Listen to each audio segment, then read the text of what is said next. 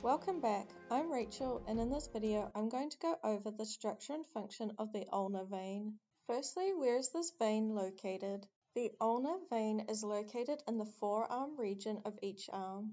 If we take a closer look at the veins on the anterior view of the right forearm, we can see the ulnar vein highlighted in red. Where does this vein originate? This vein originates and receives blood as a continuation of the medial side of the superficial palmar venous arch at the base of the hand. If we take a closer look at the veins on the palmar surface of the right hand, we can see highlighted in yellow the superficial palmar venous arch. We can also see highlighted in red the start of the ulnar vein. What is the course of this vein? This vein runs proximally up the medial side of the forearm towards the elbow. This vein ends near the elbow in an area known as the cubital fossa. This vein ends by uniting with the radial vein, which can be seen here highlighted in yellow. This union forms the brachial vein. The brachial vein can be seen here highlighted in blue.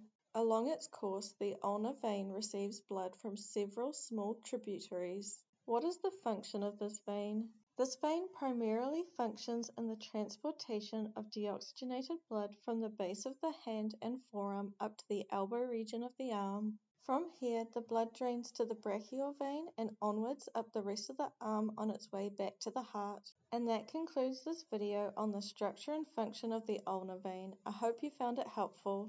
Thank you for watching. If you want to support this channel, please subscribe and check out more of my videos.